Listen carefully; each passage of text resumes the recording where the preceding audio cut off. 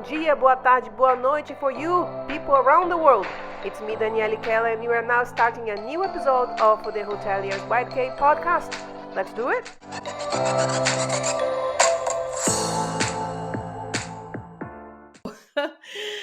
Hello, everybody. Welcome to this episode of Hotelier by DK. I'm Danielle Keller, your host in this podcast that talks about hotelier people that is here or is not anymore. But let's talk about them. Today I have this beautiful, awesome, amazing guest, Donna Musarella. Donna, how are you today? I'm very well, thank you. Okay, that's fantastic. So, we're here to talk a little bit about this amazing woman that has beautiful stories for us. But first of all, let me just give you that call. All right. I'm here sponsored by Wagon. Yes, Wagon. There is this company that sells housekeeping trolleys, bellboy trolleys, equipment for hospitality industry. So a wagon that has a new line of housekeeping trolley called the Luxy housekeeping trolleys. We do have the products to make your hotel look beautiful. Okay, so if you need to know more about Wagon, go to our website www.wagon.com.au and gonna know more about our products. Okay, Donna, my darling, we are here today to talk about you. And I would like to, first of all, call you in and say, hi to everybody. Introduce a little bit of yourself. How are you doing? I'm very well, and happy to be here on your first English podcast. Oh my God, you're going to be, Donna is a teacher. So she's going to help me today. Oh, Help me making it right. I'm not an expert on podcasts, let me tell you. She will need to help me somehow, right? So hopefully it's gonna be fine. Everybody needs to know I'm Brazilian, okay? Brazilian Portuguese speaker. So bear with me. Help me with this process and be nice. Donna, darling, I just would like you to, first of all, thank you for being here. I was considering people to be part of this podcast. The first one that I recorded last week, it was with Gianna Faraon. If you haven't seen it, and you are English speaker, it's going to be a problem because the podcast is in Portuguese, as Donna have tried to watch, and it wasn't great. But we are coming with a second podcast record of hers, just to explain about bring her story that is fantastic. um, and what we're gonna do here today is really just have a good chat and know about you. And the first question that I've asked Gianna on the podcast, I'm gonna ask you here as well. It's I would love to know, how did you end up in hospitality? But before I say that, do you wanna just introduce a little bit of yourself right now? What are you doing right now? Because I just missed that part. Okay. So right now I'm working for a company where I'm doing some recruitment and helping out with some project work around the country.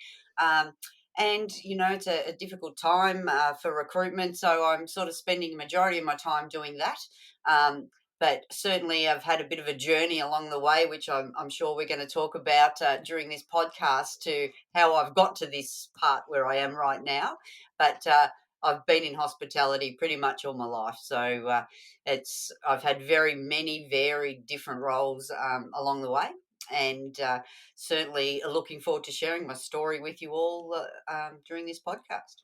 That's amazing. That's fantastic. And it's just to remind everybody. So this podcast is happening, with the Australian audience right now. But obviously, we're gonna bring here perhaps insights of ideas and how does this environment work happens here in Australia for the hospitality industry, for whoever that would like to actually come to Australia as well and experience, our industry in our country here, right? So we are talking from Australia. Actually, we are located, me and Donna, we are located here in Melbourne.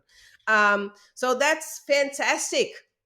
Now, how did all of that started? So did Let me you tell you. actually uh, had this in mind to join the hotel industry always, No, or just happened never, to happen? never. No.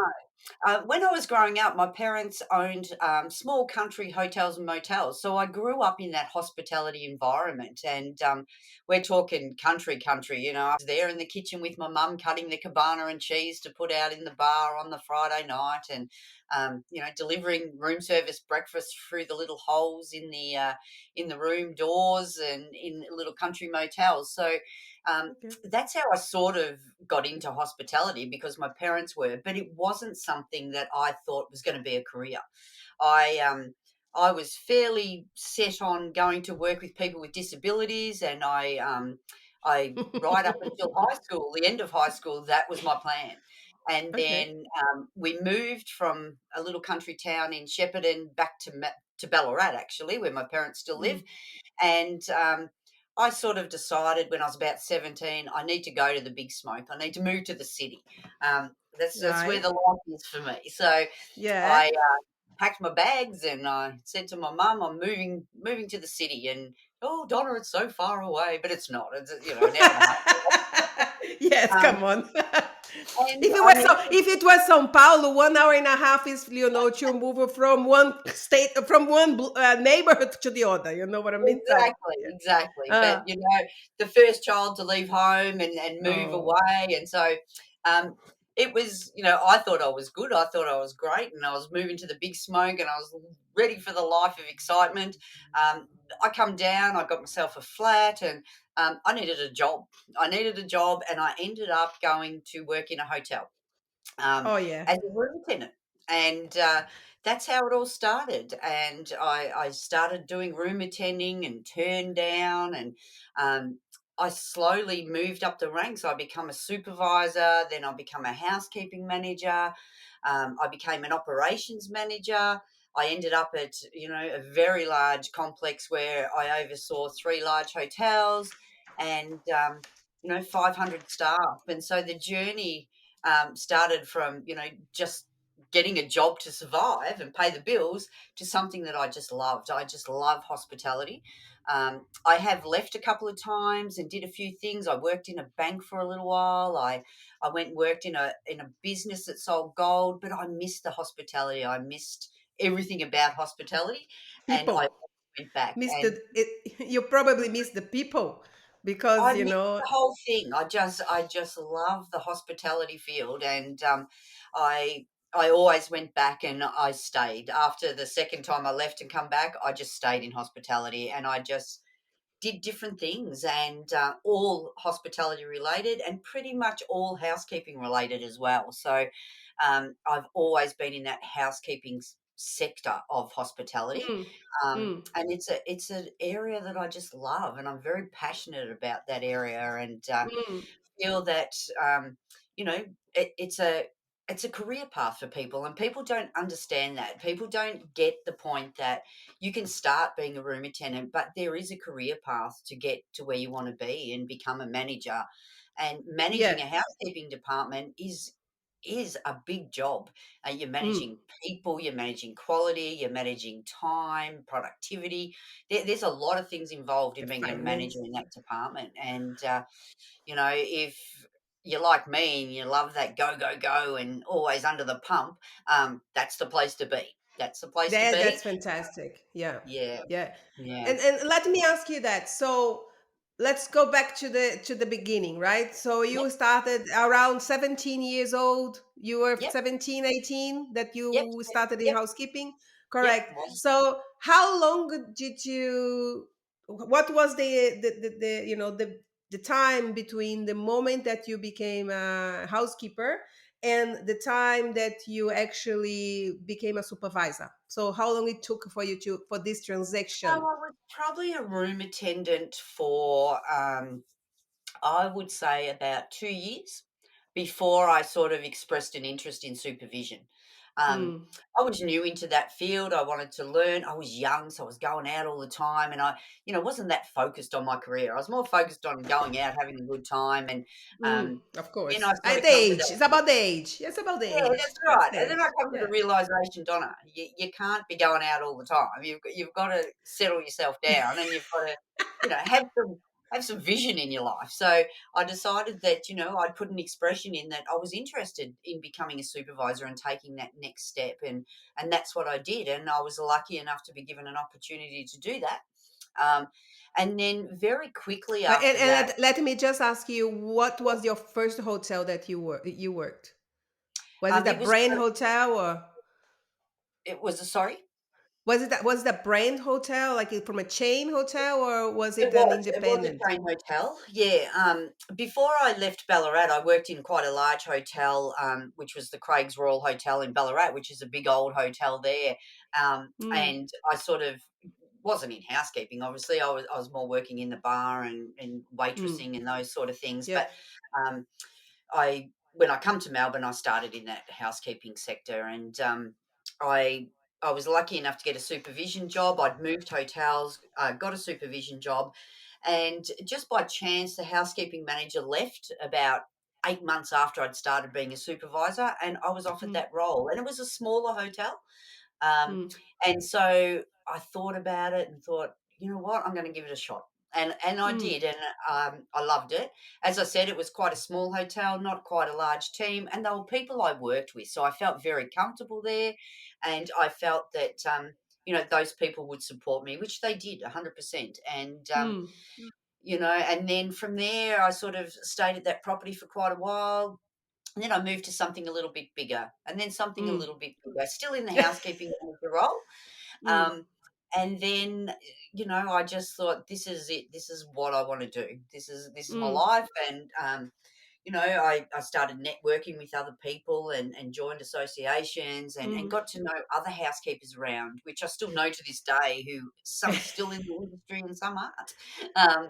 So yeah, And these, by this time, it was all the time being in-house team, or was by that time already outsourcing? When, because my I will get to a point that I will ask you, when did you saw twisting the in-house department on housekeeping around the hotels to the outsourcing? Because we know that there was a movement in Australia, yeah, for that to happen, which I believe that it was really international movement, yeah, not so much in Brazil, because we don't yeah, have that outsourcing over there. So yeah. by this time that you are talking about, it was that all in house. So in when did you turn At the from in start, house to outsourcing? probably for the first, I would say 12, 12 to 15 years, it was all in-house.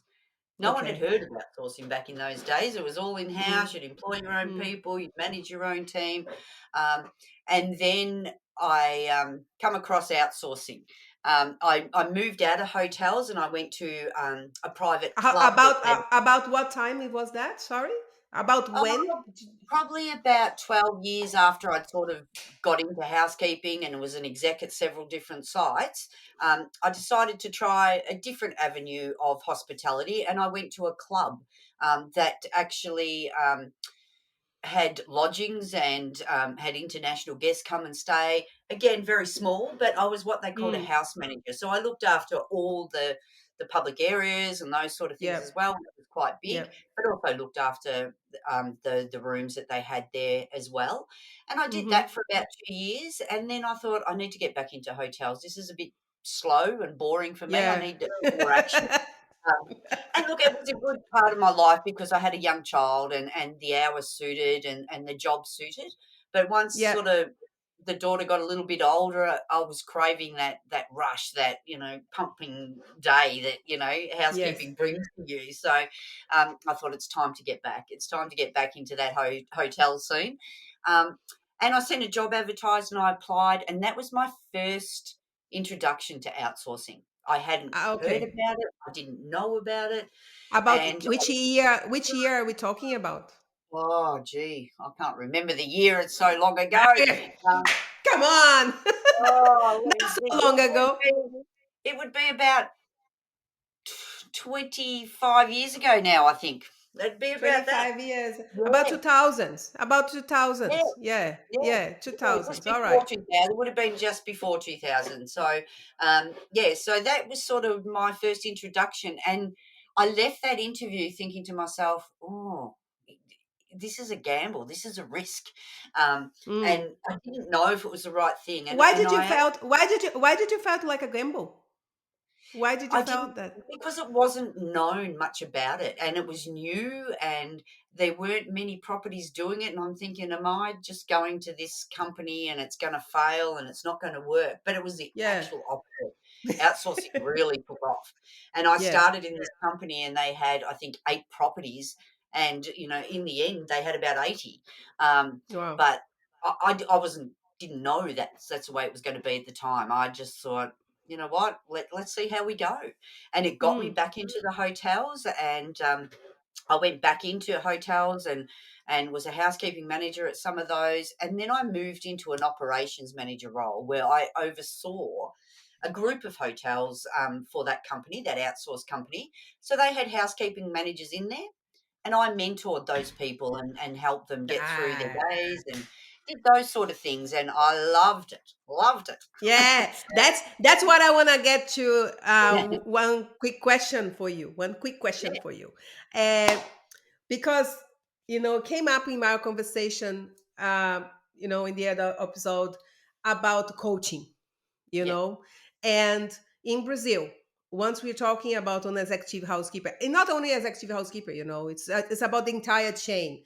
yeah. In Brazil, it's kind of like you have to work hard to get promoted because this will give you peace of mind, money wise, right? So the salaries are low, the conditions are different, so you be.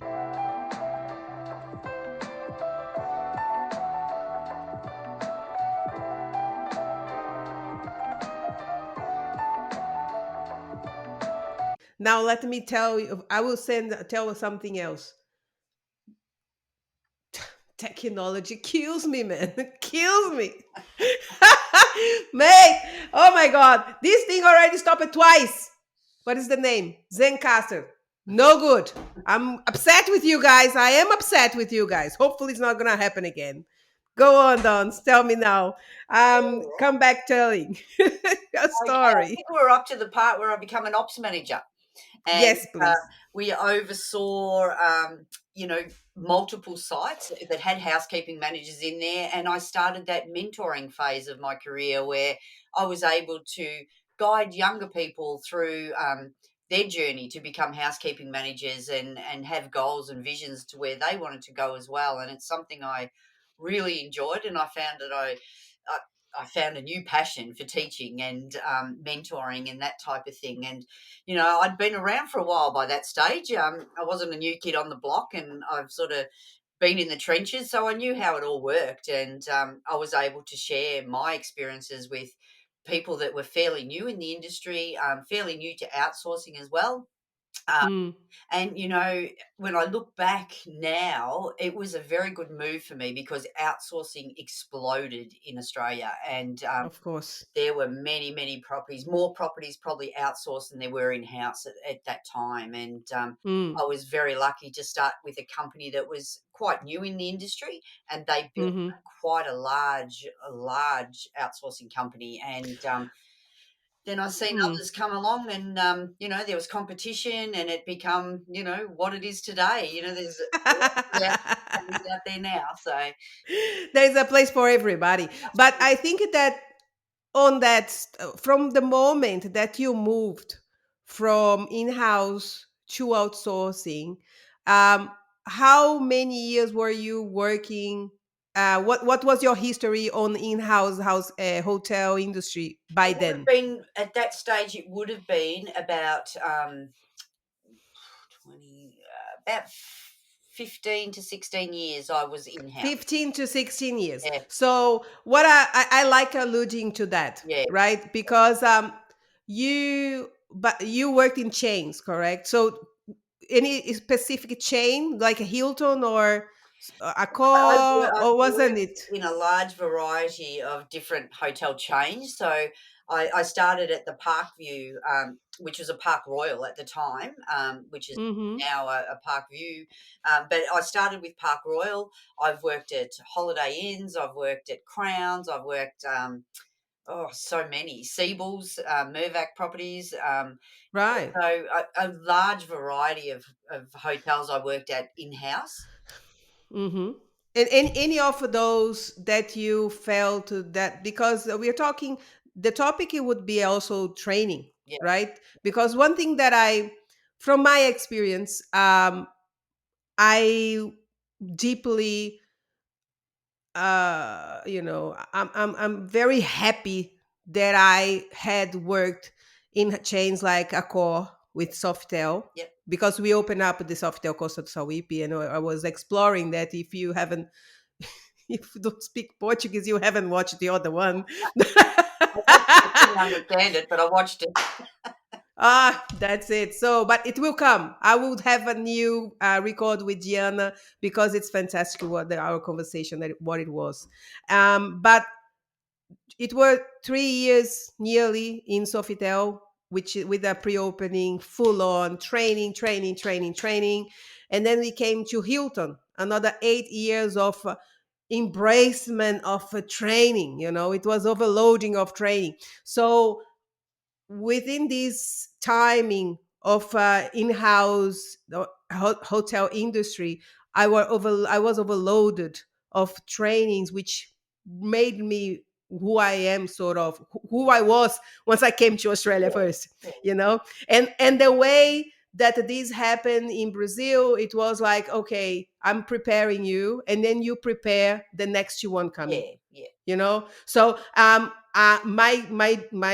journey in Brazil was, okay, I was being trained by someone to become a manager one day, and I was training anybody else behind me, or to become me, yeah, and then we keep it growing the yeah, chain. absolutely. So do you believe that big part of what you became afterwards, it was something that you learned within these industries, or and from these chains that you passed, which ones did you felt that you it delivered to you at the time the best experience and training, to help you to become what you was once you left the in-house industry? Look, that's a really hard question to answer because they all offer different things, and they all sort of gelled into one, I suppose, to make me the person that I was, or am, Hmm. really, not was, still am. Hmm. It's sort of they Yes. all had different programs, and and training was a big part of it in all of those in-house places that I worked. And exactly what you said, it was about getting someone to take that next step, but having someone underneath them to step into that role. And I don't see that currently happening in our industry, which is a problem. There you go. Which is a problem. Yes, Yeah. yes, yes, But yes.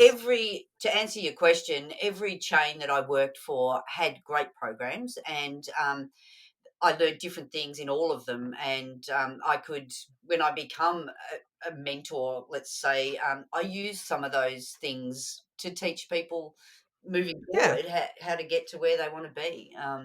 But yeah, yeah. that's probably how you end. I think that's a natural thing, Yeah, and the reason why I bring this back is because, for example, right now in the industry, we know that, as you said, it's nothing yeah, there, and big chunk of that responsibility is because outsourcing is being in on the play for a yeah, while, as you said, 25 years in yeah, the yeah, industry. So who were delivering those trainings were the hotel chains. So you have now a whole generation, or a few generations, in housekeeping that haven't had the experience of that training. yeah, So, and they actually wasn't prepared to coach the next generation that were coming. yeah, So now, because right now in the industry, we know that we are living a very hard moment yeah. in Oh, Australia absolutely. specifically. Yeah, And and you know, it's becoming a snowball, as I say. And how what's going to happen for us to recover. And I think that your role, what you're doing now with the business that you work for, it's amazing because you are heritage, you are somebody bringing, it's Well, like me, I feel myself heritage yeah. too, because in the end of the day, it's like, we needed to make this industry survive. Mm. So where do you think are we going to go? Look, I think with outsourcing being introduced and more companies coming into play, what that actually did, it did several things. It lowered the level of productivity. And a good example of this is when I moved to Melbourne and I worked in a hotel. Um, I was there for many years. When I become part of the outsourcing world, we actually worked at that hotel that I first started in, and we used to Mm, have 8 hours to clean. I think it was like 10 rooms. And when I went mm. back, once it was outsourced, those guys are cleaning 16 rooms. The rooms hadn't changed; the rooms were exactly the same. But what outsourcing There you did go. was hotels could see a financial benefit of outsourcing, which is why they do it. It's they don't have to worry about recruitment and all those things, which is fantastic. But what started to Yeah. happen when the competition come in, everyone was competing for that same business, and it was. Let's cut 5 minutes off here so we can get the contract, and let's cut 5 minutes off there. And it got to the point where I was saying to myself, how much further can we go? Like, we can't go much further. And the other thing with Mm, outsourcing that I found happened was unless the hotel embraced the outsourcing model, it was very hard to make it work. And I've yeah. worked in that environment where we were very much a part of the team, and I've worked in that environment where we were the outsourced people or Just an the agency, contract, an yeah, agency, the the contract or the contract, agency, and which everything become the I must contractors. just say that Yeah, the contractors, yeah, yes, everything become the contractor's yeah, fault. and Yeah. So it made things a little bit difficult, but I could see from standing on the outside the benefits for hotels to outsource. But I could also see for those who didn't want to outsource, they were told by their CEO, "This is the way we're going," and they felt like they were losing control of their department. The hotel managers, mm, it made things very difficult, and it made it much harder to make it work. Those ones that embraced us, it worked very well. They found out very quickly that they didn't lose control at all, that we all still worked mm. together. Um, but as I said, that hotel I went to that I first started working in and went back, some of the same ladies were still working there. They still had the same trolleys from 18 years ago. Well, Going back come to on, life. I'm gonna tell me which hotel is that, because I'm knocking the door and say, hey GM, buy new trolleys from Wagon right now. They You they needed they to. may have they may have already changed now, but I remember when I was the office manager, I took some new trolleys in Mm. there and I said, "Girls, give them a go, give them a go. These trolleys are old now." But it was like those trolleys were part of them, and they didn't like the new trolleys, and it didn't matter what I said. Oh, In the end, I said, "Keep your old yeah. trolleys." I don't know if they're still there or not, but it's been a long time since I've been there. That's a funny story. But, Yeah, but that's funny. I mean, that's okay. And in the end of the day, they've been there for such a long time. Who absolutely. are us? Yeah. They And all fine. those And I people think, are retiring now. They're at that age where they're retiring. They've done that career their whole life, and they've gone from in-house to outsourcing and increasing their productivity and all those sort of things. mm, And they're now all at that retiring age. But the point there was they all stayed. The hotel embraced the outsourcing when it come, and they still felt part of the hotel team. And it mm, worked. It worked there for them. And yeah, but it can have its challenges. But majority of the hotels these days have outsourced, and I was lucky to probably get in early when outsourcing started, mm, so very used to it, mm, and yeah, made the right decision, I suppose, yeah. at the time. Yeah, I think that if we would, do you believe that the hotel, because immediate return, that's what yeah, everybody wants. The absolutely. GM gets there, they needed to make budget, they are getting something better because they are dropping the Yes, timing of the yeah, girls. And obviously, if you drop the time of the girl, cleaning a hotel room, it will come from somewhere, right? So end up being, you know, there is no other way to drop something if it's going to be a little bit of quality of the Yep, work of the yep, person should be shortcuts. working, They do or what shortcuts. they go to do the Yeah. shortcuts, right? Um, do you think, and I have gotten a beautiful experience here. I've been in Australia since 2010, and from this journey we've been past, and then that we're going to talk about. Guys, 2010 I came to Australia. 2009 or mid 2008 I was in contact with Donna because a friend of mine, again, Nadia Moriconi, introduced me to Donna because she was working in here. And we started talking since then. So I was like, oh, I'm coming, I'm not coming. And we were talking on the sponsorship, whatever. And then end up we working together for a few times afterwards. Um, but I was saying that because do you, during this journey, I found general managers that were fantastic. Not many, though, that really embraced the housekeeping department, as we said. And I felt that the ones that actually embraced the housekeeping department, in a sense, to give me the opportunity to be the executive housekeeper on coaching people and looking after the people and looking after, because the thing is like this: if you do take care of your people nicely, it will get returned somehow, Absolutely. because people need to feel Yeah. loved.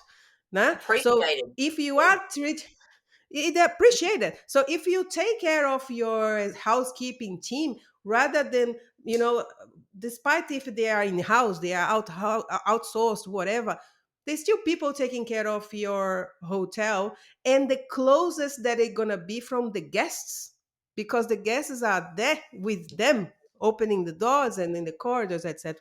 And I felt that these guys that were welcoming and embracing the housekeeping outsourcing team at the time, they were heritage too. So these are guys that were from times that hotels had executive housekeepers in Yeah. house. So do you think that this new generation of GMs, people that started possibly after in the late 15 years, right? Because from 25 years Yeah. ago, outsourcing was actually Yeah. exploding here. So there are a number of people out there that has no clue of housekeeping department was. Do you think that is there any chance that we can work around to start bringing and introducing what the housekeeping departments used to be, for them to start understanding the benefits out of, and not to be in house anymore? It's really to make the outsourced one be looked Yeah. after. Do you think Look, there that's has a been a way? bit of a shift since COVID, and some hotels, obviously with COVID and hotels shutting down and all those sort of things, it made people step back and have a look at their housekeeping department and say, well, we're not actually open. Um, let's have a look at maybe taking it back in house. And there has been quite a lot of hotels that have tried to take it back in house, and it hasn't worked for some. It has for some because they're not fully operational just yet. But obviously, once things get really back to normal, I mean, we see it increasing day by day, week by week. But at the end of the day, those that have some that have taken it back in house are now going, "Whoa, hang on a minute, this is too hard. We need to outsource it back to somebody to manage that process for us." Because, as you said, that later generation of GMs don't know any different. They don't know how to run in-house housekeeping. And the outsourcing companies specialize in that field now. So they've done it for so many years. So it makes sense to outsource and put the people in the know to get to manage that department. Because if you don't have clean rooms, you don't have anything to sell at the end of the day, let's be honest. So, Yeah. it's a very important part of that hotel business that your housekeeping runs efficiently and runs well. And the only way that's going to happen is if they're inclusive with that outsourced company and let them run it the way they need to run it. And the other thing that happened with COVID was made people have a think about the timings that they've been given to do the rooms, because there's more sanitisation now than there was before. There's people are fogging rooms and they're using different things to try and beat that COVID bug, and that has increased things. They're wiping down things that they would never have wiped down before, and so that's made people again have a think about.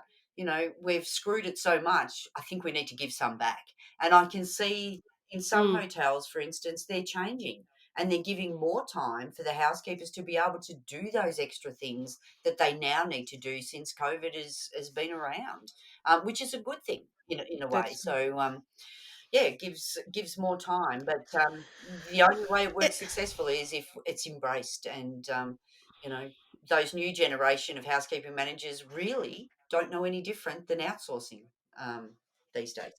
yeah, yeah. That's the As other well thing. as the So housekeeping managers, that this generation of housekeeping managers, don't know. majority of them have only worked in an outsourced environment, so they don't know.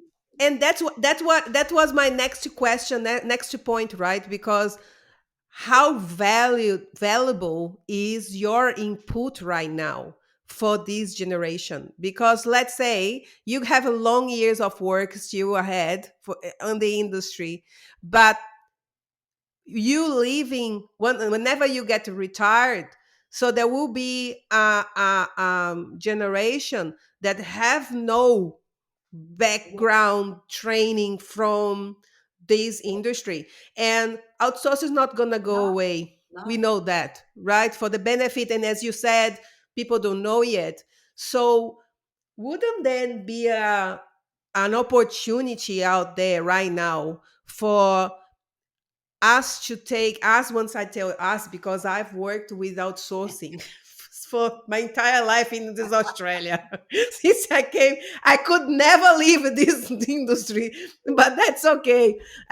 Would you think that would shouldn't we, even specifically with the COVID, this COVID, post COVID, and new strategies of cleanliness and standards from brands, etc., wouldn't it be a perfect moment for the chains to be supplying part of this training content for us to start creating and preparing executive housekeepers with the content of all of these information to be training people, but as well coaching people, and perhaps start growing the candidates around, because we know there is a massive shortage, and the chances for people to stay here and try to move somewhere else perhaps is because of a little bit of a lack of information too.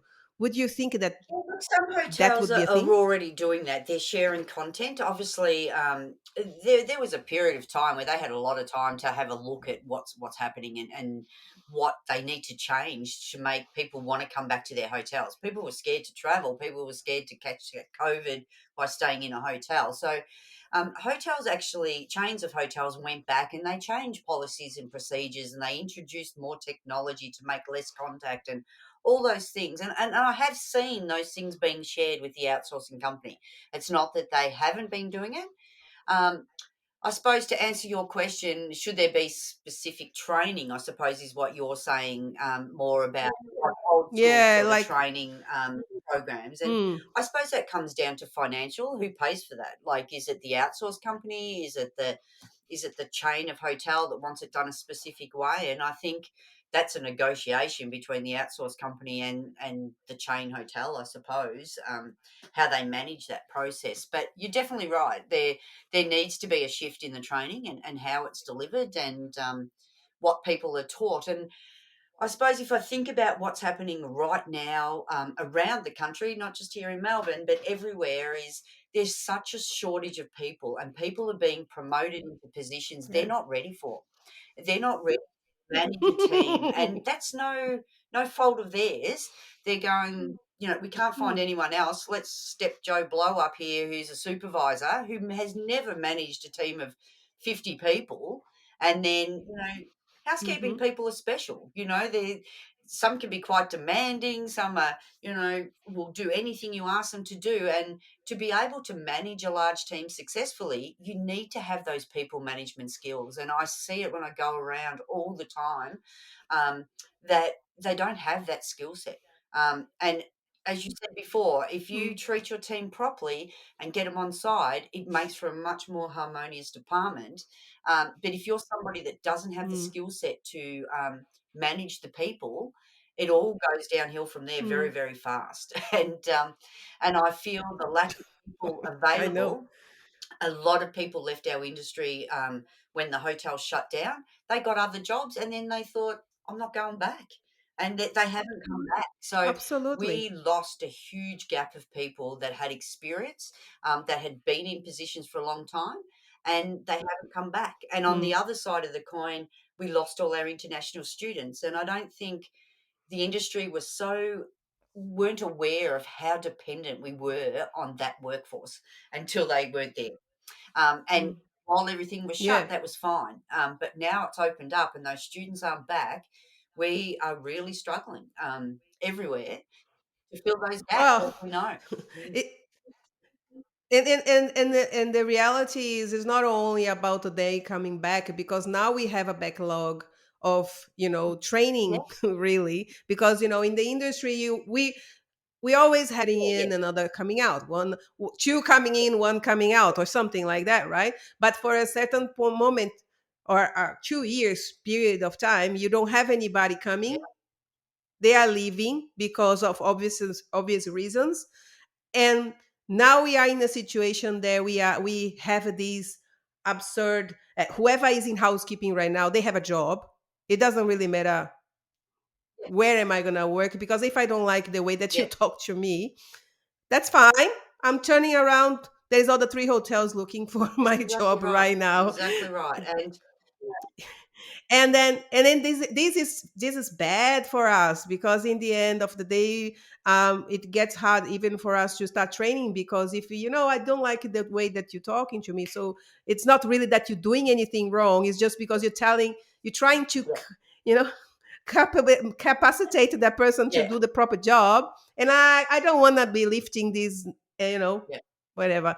But then I think that once I'm talking about training, and that's perhaps the intake that I will give from the time that I was working on the outsourcing, right? And I feel like it's not about how to training housekeepers how to make beds or how to clean toilets, because this is really something that the outsourcing will do to capacitate the person yeah, to start the work, right? But it's how you preparing the leaders. yeah, It's about the leadership. Once during the in-house um, training, whenever I was in Hilton or Sofitel, it was all about making me a great yeah, manager at some point, and teaching the capacities that you are talking about, that people now doesn't know how to handle people, or to or to look after them, or project themselves on the other, and see that if that person is not going to do good, that means that I'm yeah, not going anywhere. Perhaps I'm going to yeah, be struggled forever. Do you feel like right now the outsourcing, and now we are talking about outsourcing because there's so many yeah, yeah, in the country, um, have now this idea, but honestly right now nobody have either time to think, because it's been such a yeah. hard time for shortage of staff. So. Yeah, look, I think it's there. I mean, people want to do the training. They need to get the people first to be able to do training. But, Mm, people are now true. looking at who are in those roles. There's still hotels that don't have housekeeping managers running their properties because we can't find them. And you've got supervisors Mm, running sites and things like that who, not only do they have to manage the people, but they have to manage the whole concept of housekeeping, ordering, and get making sure the linen's up mm, to standard and all those sort of things, which they may not mm, necessarily have all that experience in. And I get why we're in this situation with hotels, and whether it's outsourced or in house. I see it in both scenarios. People people have been ah, yeah. promoted before they were ready. um, Yeah. and it causes chaos. It causes chaos in the industry, and those people turn around very, very fast, and then you've got to find somebody else that's not used to the property, and they True. have to learn the property, they have to True. learn the outsourcing, and when you are outsourcing, you're a bit like the Mm, meat and the sandwich. You want to make the GM happy, but you want to make your outsourcing boss happy as well, and you have to find happy that to. middle Yeah. line that keeps Yeah. everyone happy. And it can be done. It's very easy to be done. But it's got to come down with Mm, everyone working together, having the right people in the positions, which is the struggle right now. Getting those people and mm, mm. having them stay and then be able to do that training is something that's where we're at right now. It's pretty cool. Mm. I went to one of the towns in visiting hotels, right? And then I went to three hotels. They were all in house. Yeah, Very rare, right? It's five-star yeah, hotels. They were all in house. But the interesting stuff. They used to have one agency, one contractor, just for yeah. supplying Top up. whatever stuff. Like I have my own stuff. It's just a top up, right? and and then I'm curious, right? Housekeeping, I was just there doing my job, but I asked, oh, how about housekeeping, how are you doing right now? Is it your team in-house? And then they goes, no, it's in-house, but we do have agency. We used to have one agency to top up, but now we are operating with Yeah, three yeah, agencies, because on that day we have one person or two people, whatever, settled by one agency, and then suddenly something happened, we have to call the other, and then we have to call the other. And then I was telling another day on the podcast on Instagram that it turns this snowball, absolutely, right? Because you have one, and then this person didn't came, so you call to the other agency. This other agency is going to call somebody that yeah, was from yeah, another hotel. yeah, They don't know, right? Because I believe that these housekeepers are working yeah, in more than one hotel, or yeah. more than one Oh, agency. look, Are they? I'm not really Do sure you of the feel? answer to that, to be honest with you. I know, Mm, mm. you'd prefer to have one agency helping you out, and even the outsource companies are using agency now because they can't, cope with the loads that they have in their own hotels. So Oh even the wow. outsource companies are now using agency to top up their teams as well until that recruitment comes back to where it should be. That's slowly turning. I can see that changing, but it is slow, and it's a long process. But my experience with agencies that we've used, they had only worked for the one agency, but that doesn't mean there's not people out there. Mm, Most of them are casual, so they have the option to mm. work wherever they like with whoever they like. And these days, it's all about the money. No one wants to be part time. Everyone wants to be casual and get that higher rate because they all have yeah, Is three that or four right? jobs.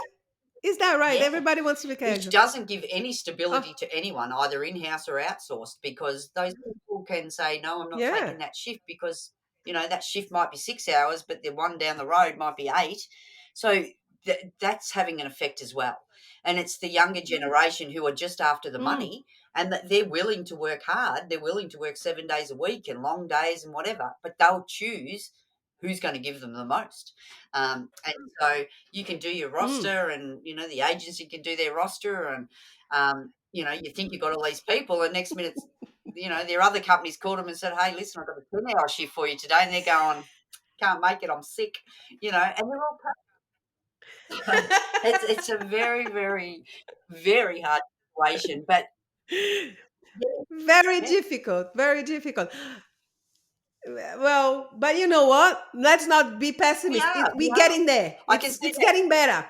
We are. We are. And It's I've just we're had on a the couple of way. weeks off, and I've come back, and we use an online recruitment system, and I can see the students are starting to come back. I was very excited when I got on there, when I come back and seen all these students on there, and I'm thinking they're coming back, they're back, and Every time there is something showing students getting back in the airport, I say like, welcome "Hey, back, come work for us. welcome back!" So, in saying that, I must tell you, today is 20. It wouldn't be good to tell when today is, because this is going to be added forever. But today is 28th of September. Oh, Yep, 28th of July. And if you are watching that right now and you are overseas and you're thinking, should I go to work to study in Australia? Would that be an opportunity for me? Well, if you want to work in the hotel industry, I'm going to tell you now, you're probably going to have a great chance Yes, to have a absolutely, job once absolutely. you get here. And right now, the rules of work Yeah. are very flexible. Yes, you are right. Am I right? So there is Not at the no moment. hours. That will come to an end at some point. I'm not sure when that is, but right now, there's not the Mm, 20 hour a week limit that there was previously, before COVID, and that's due to lack of people. So, um, for the students that are here, if the government changed that right now, that is would be a disaster, even more so because uh, those guys are sometimes working, 60 hours, 40 to 60 hours. Some of them, if they've got multiple jobs. Um, Jesus. so, look, I don't think they're at the point of Mm. stopping that right now, but eventually that will come to an end. But when, I can't answer that question. I don't make. Yeah, When I hope you it lasts cannot as long answer. as it Yeah, can. that's true. So, So yes, I hope it- yeah, well, hopefully, right? Hopefully, and I hope that too. So if you are there listening right now about, should I go to Australia? I feel like it's a good opportunity. It's a great country, and we have great companies that will take care of you. cool. So that's a good thing.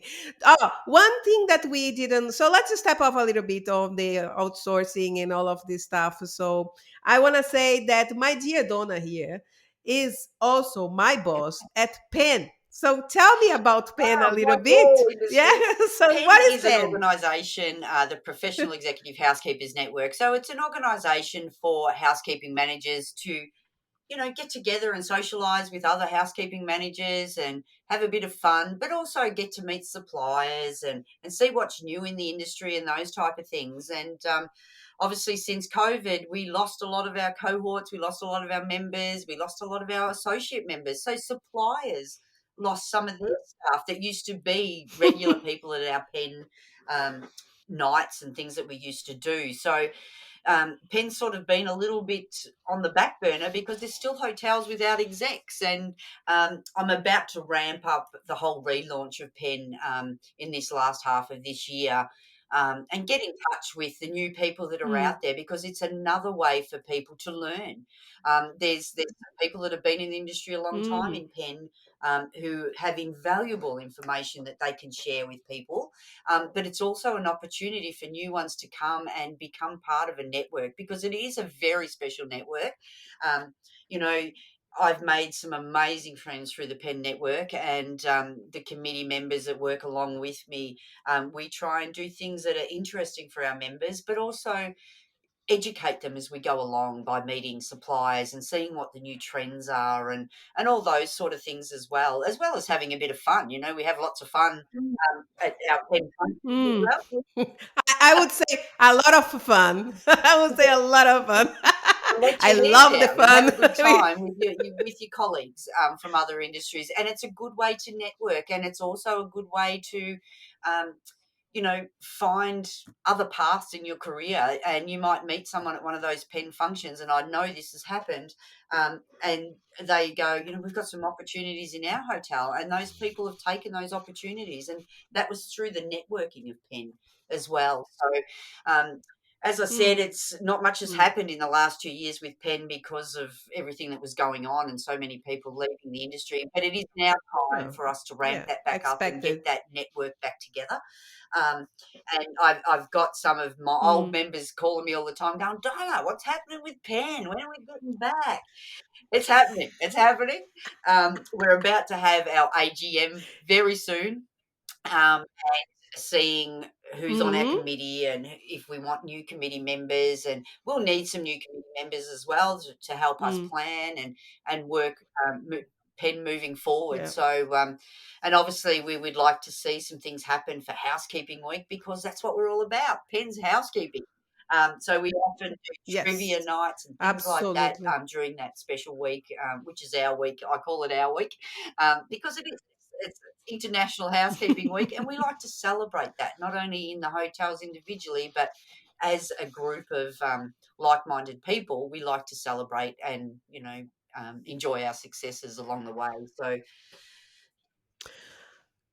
Mm. You know what am I thinking here? I'm thinking, would you think, because we know now that we have a lack of yep, executive housekeepers on the ground, right? Would you think that it would be a good idea for, it's not a Penn's job. I'm not saying that it is, but perhaps us looking outside Australia and seeing the potentials of people that is prepared to be executive housekeeper and try to make that bridge between these people and the hotels by anyhow, I mean, or in the outsourcing, for example, because I'm sure that sponsoring right now must be look, there's a something big that push for that sponsorship, should but be to be available. able to sponsor people, you also have to jump through a lot of hoops to do that, and there has to be people in Ah, our yeah, I know, country I know, that I know. want to do these jobs as well. And one of the things you have to prove with sponsorship is you cannot find anyone else in your area that can do that same job, and that's very hard to prove. Mm, Yes, there's a lack of housekeeping managers at the moment, but that's Australia wide, worldwide. It's not just here in Australia. Um, so, to go and say we mm. can't find one person in Australia to fill that role, it's very hard to prove.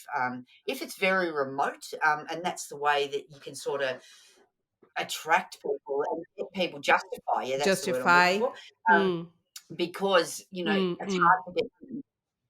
See, I have a better, I don't have a good English, but Good sometimes job. I can Good help. job. Anyhow. But Dedication, I am people, working on some things with dedication. the PEHN network to get us more involved with the associations that are involved with hospitality.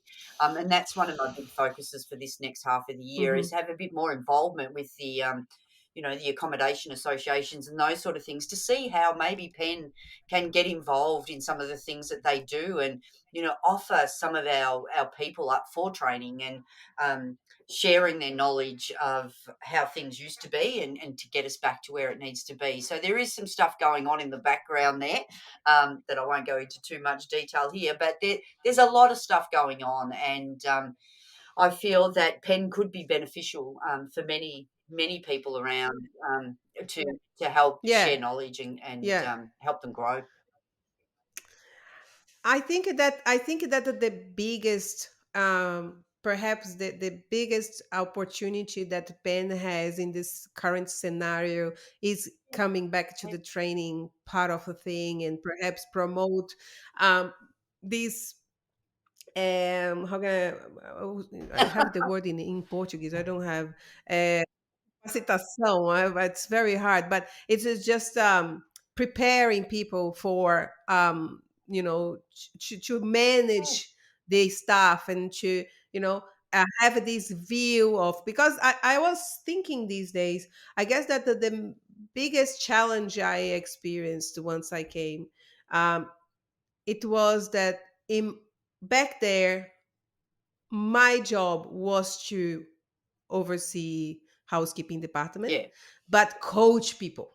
yeah, I had to coach people, and then I got that was the first wrong thing that I've done, because I went to a girl that was working with me and I said, I'm here. Let's talk and have a look. What am I doing? Because who knows, you're gonna become an executive housekeeper tomorrow, baba. And she looked at me and said, "Who told you that I want to become an executive housekeeper?"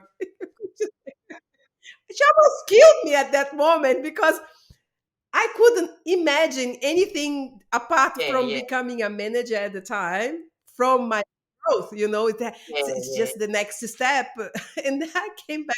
Yeah, I and saw, there's a I whole experienced generation that of here. new people in the system now from the last couple of years that don't even know what PEN is. They've never heard of it. They don't know what our organisation does. And so it's about, doing a whole new relaunch and getting it out there that we're around and, we're going to get back into action and hopefully we'll get some new members out of that and be able to help the next generation of people know that they've got camaraderie amongst a whole other group of people that maybe are a bit long in the tooth like myself but come with a wealth of knowledge. So, What am I going to do? On the description of this podcast, I will Yep. put the website of PEN. Yeah, Is it's that not so? We updated, do but have it's still still a there. website. So we have gonna So, put the yeah, yeah, it's still that doesn't matter. I'm gonna put it there so you guys can be watching what's moving on, and if you wanna, yeah, of course. explore a little bit the website, just do. And Donna is on LinkedIn, so if you have any questions, Yeah, that's right. find her out there. For She will sure. be able to help you out a little bit. And Yes. changing topic is again, what are you doing with your because Donna is like me. I mean, I am like her. I need to tell that again. So she's kind of like a person that I look at as a mentor. I don't know Good if now. she knows that, but she is for me. And and what she does, it's a beautiful artwork. Tell me about Oh, that business of yours. that's How nothing to did you do with came up with hospitality that? whatsoever. Um, It's only about you. It's not about hospitality. End up that you passed on I'm hospitality. The still idea is very to much talk considered about in who passed on hospitality, but I have a hospitality little and what side they. gig on the side there where I make arrangements and stuff using pine cones, which sounds a little bit weird, but I cut them and paint them, and I go to markets on weekends and things like that, and I find it very relaxing. It takes me out of the chaos of the hospitality world and into a different world altogether. Um, and I really enjoy it. And it started during COVID when I was at home sitting in my backyard trying to avoid getting COVID. And I seen it on Pinterest or something, and I thought I can do that. My parents live in the country. I can get those pine cones, and off I go. And I'm out the back cutting, and I had the husband there with saws and doing all this sort of stuff at the start because I just couldn't work out how to do it properly. Now it's something I do just for relaxation and sort of removing me from the chaos of the hospitality world. And yeah, it's something I do in my spare time Do to you do relax. you do that? How often it happens? The markets is like weekly or what is Oh, look, that? I pick and choose when I go to the markets. I obviously don't do any in the winter because it's too damn cold in the in the winter standing in the market. It's got my 15 jumpers on and a beanie and a coat and gumboots. I tend to sort of do more markets around Christmas time, sort of from September through to March, really. So I do Christmas wreaths and things like that. So I have regular markets I go to, and some I just, apply and go to. I just sort of move around and, But it's beautiful. just do It's it. a beautiful work. I will put some pictures here. You might have be. I should have put already some pictures from your work. And the garland. It's a garland that you calls like this round thing with the little rabbit. The What wreaths, is? the wreaths, they're wreaths, Yeah, Christmas wreaths, so Easter wreaths. Yeah, beautiful. I do those. In Brazil, we would call that garland. Garland. So, but garland is the Yeah, yeah, long or one. something. It's but beautiful, Yeah. beautiful job, beautiful work. And then at school. So how many years are you teaching now? Because this woman is everything that you can imagine. She's also a I'm teacher. everywhere. Come on, what is that? So look, I've been teaching hospitality for, I'd have to say on and off for the last probably 15 years, more probably. And I used to teach in evening classes, and I don't do many classes. I do it all related to accommodation, Mm, basically. So I teach accommodation management currently at Polytechnic, TAFE. I've taught at William Angliss before for many years on and off. And it's something, again, I really enjoy, and I'm lucky that I have a company that supports me to allow me to take that time to do my class every week when the semesters mm. are on. Um, and so it's just sort of another branch of who I am, and teaching people what I know. And they're the people that are here coming from overseas. And I say to the class, a perfect time for you to get into hospitality right now. It's your market. You can, pick up jobs that you probably never dreamed that you Mm. would even do before because of the shortage. Uh, So I'm just about to start a new semester and get my new lot. And my students at Polytechnic are first year students, so they're brand new in the country, and they like to hear my stories. Not everyone does, but they like to hear them. Everybody likes hearing your story because otherwise I wouldn't call you here. What you talking about? You have beautiful stories. Hey, so yes, among, I have so many questions to you. Do you, among these people that is coming, do you feel like some of them were already doing something in hospitality in their countries and getting it just like more Not specific, you know? necessarily, and I often ask that question in my first class with them is, "Where what do you want? What do you wanna be?" Mm. And some will say, "I wanna be a hotel manager, I wanna be this, I wanna be that." And then there's others that say, "Oh, I don't really wanna work in hospitality, but I could get into the course." And I'm like, "What? What?" And that happens, and that surprises me every time I hear it. I don't know why it surprises me because I've done it for that long. There's always some people in the class that So just like, I don't know. I don't know why they I do don't know what am I doing here. I'm here. Is that right? Ah, that. Well, for the last 2 years, those classes have all been online. They've been Zoom classes, and when COVID hit, a lot of the students went home, but they continued their studies online, which was great to see. And they're trying to come back. There's hold-ups with the visas and stuff, so they love Australia and they want to come back and they want to work in hospitality. And they're still studying. They're still studying their course even though they're online, which is it's positive to see that that's still happening regardless of what's happened in the past 2 years. So Mm. hopefully we'll see more of them back in the classroom. It's the first time back in the classroom for 2 years for me. So I was so used to doing it from home. Now I've got them in front of me again, and half the students are online, so it's a new learning experience for me doing, the hybrid model where some are sitting in front of you and some are on the screen. So it's a new challenge, but Mm. we'll get through it. Fun and games. And the other question that I would like to ask you, do you remember anything from experience? Because we all have histories, fun stories about, once we were working in hotels, etc. Would you remember one that it was very, strong experience, but funny experience or drastic experience, whatever? Oh, Out of oh, this whole 30 years of experience, whatever in the I industry for hell. can't actually go. I can't think of one right now on the top of my head. I've probably got 1,000 stories, but to find one that's appropriate in this forum, I prob- probably so probably gonna is it's going to stay for another conversation, this one. yeah, maybe I'll think about it for our next chat For our next chat. and give you some Yes, examples. yes, Yeah. absolutely. So Donna, I think it wasn't. Would you have any question for me you would like to No, ask? no, I think I know you quite well. I knew you when you first arrived in Australia and spent some time with you through different sites. And I remember always saying to you, "Have a plan B, have a plan C, have a plan." And I'd often say to you, "What number are we up to, Danielle? Olha, What letter?" I one day I will tell you guys that my journey to this Australia was bloody long. And I used to sit with Donna to say, Donna, I already end up with the entire alphabet.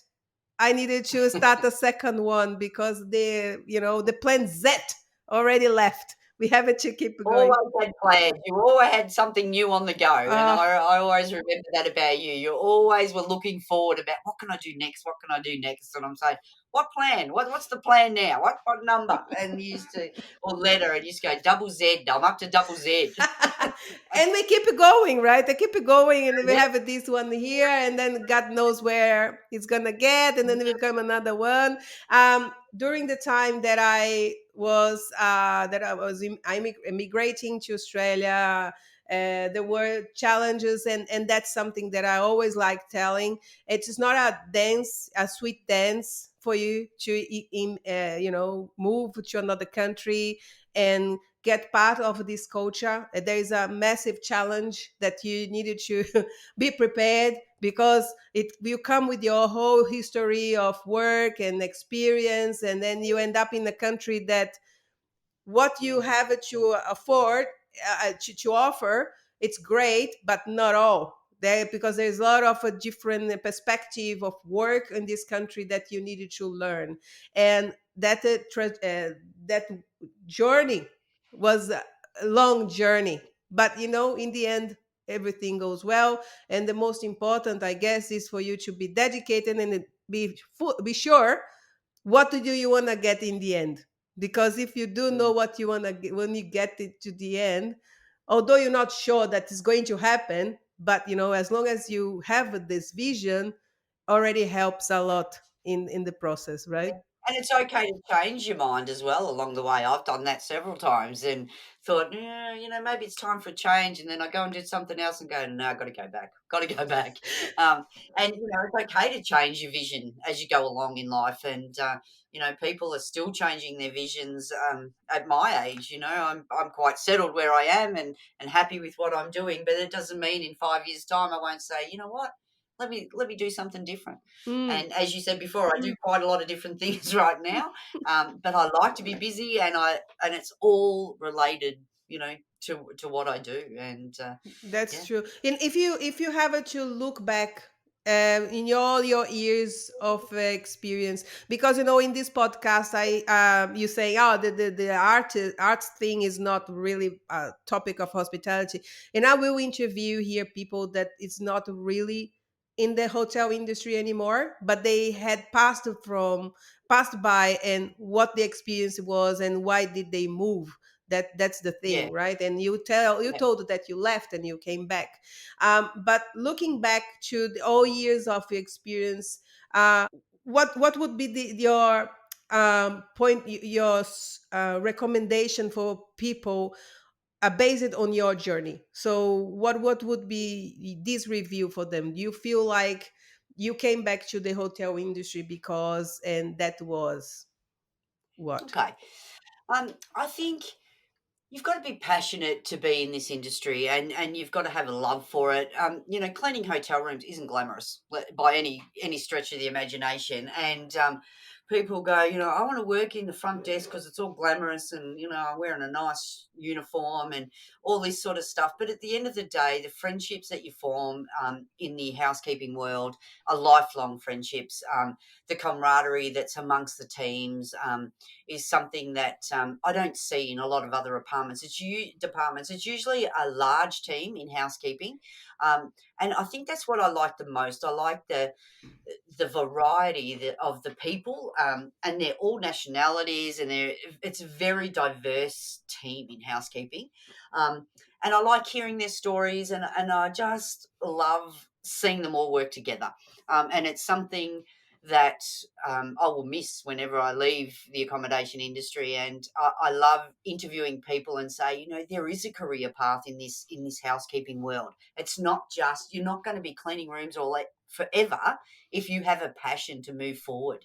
And that's what people need to know. And as I mentioned earlier, I don't think people realize there is a career beyond room attending. And, Mm, and there is. There's a lot of different varieties and areas you can go. And if you ask a lot of hotel GMs, most of them have spent time in a housekeeping department. mm, And they often will say, that's where I learned the most. I learned the most there about how to deal with large teams, how to be very regimented, I suppose, and be able to juggle 15 balls at one time to get the job done in a small period of time. And I think if you like chaos and mayhem and all that sort of stuff and thrive on it, it's the place to be. I was also lucky on my journey to have some amazing people that supported me and believed in me and let me do things my way.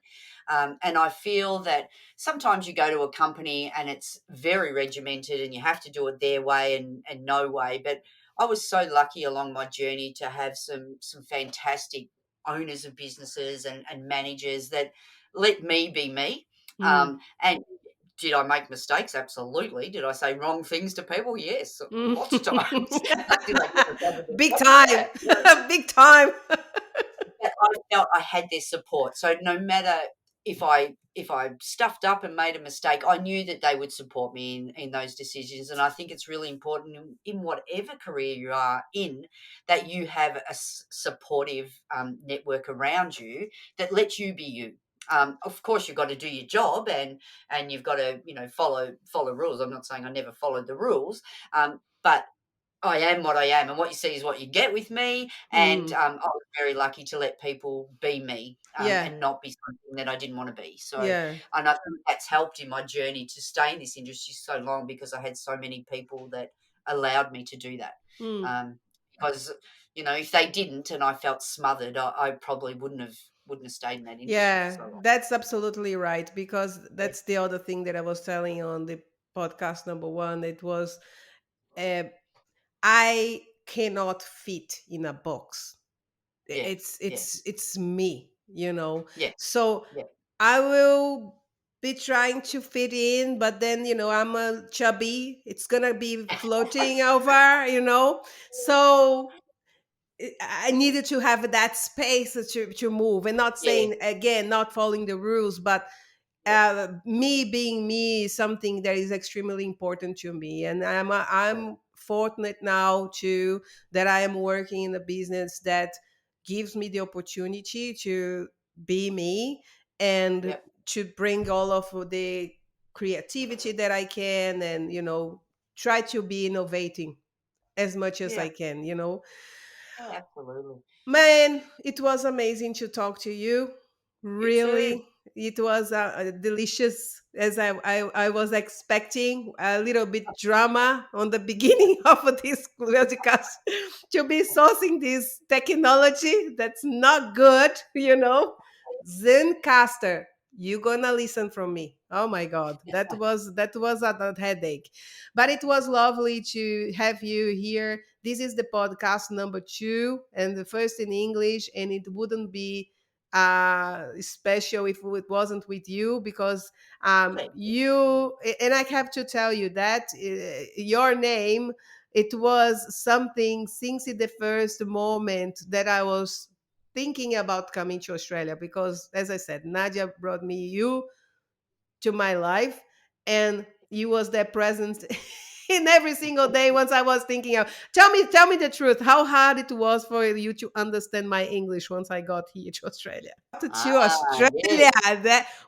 do you That was the understand? question. Now I'm gonna send a message to my boss. Do you understand my English now? Because it's a big joke. The company, they keep picking me. I didn't have a problem with your English talking to you. I had a problem with your emails, reading your emails, and you'd Shit. have a little bit of English in there mixed up with a little bit of some other language, and I used to read them going, "What is she talking about? What is she asking for you?" And then I remember I used to ring you and say, "That's not the word. That's not the word. This is the word." And It but happens. talking to you, It I never happens had yet. It happens these days. Anthony, look at that. It didn't change. oh, fun. But that's funny. Yeah, It's part good of the times. journey. But this can be a problem, because I told it to my audience. I told on the last podcast. I said, "Oh, you're gonna listen my podcasting in English, but don't judge me. Do not judge me, okay? So just be aware." That's the way that I speak here, and it's not gonna change just because I'm doing a podcast. And in the end of the day, everybody understands me somehow. Exactly, exactly right. You are what you are, and we Yeah. love you for that. Oh, thank you very much, darling. Thank you for being here, for joining me. Oh my God, if you, my audience, are here up to this moment, I am thanking you deeply. All right, because it was this beautiful guest that I had. She deserved all your attention, and I am pleased to have you here with me. So thank you for being with me up to this point. I'm Danielle Keller, the host at the Hotelier podcast, and I'm finishing this transmission today. And I hope to see you soon. One thing that I should have said since the beginning: subscribe to this channel. I have to say that now, Adonna. Subscribe to the channel, for then you have some news for when it's gonna come the next video. Also, go to PEHN, understand a little bit about our group of executive housekeepers here in Melbourne. And if you are thinking on coming to study in Australia, I think it's a good idea. Dig down deep a little bit more and try to find out how to do that. Because if you come 2022, you have a chance to find a job while you are working here. Okay. Thank you very much. Talk to you soon. Fui. Ciao. Beijo. Bye.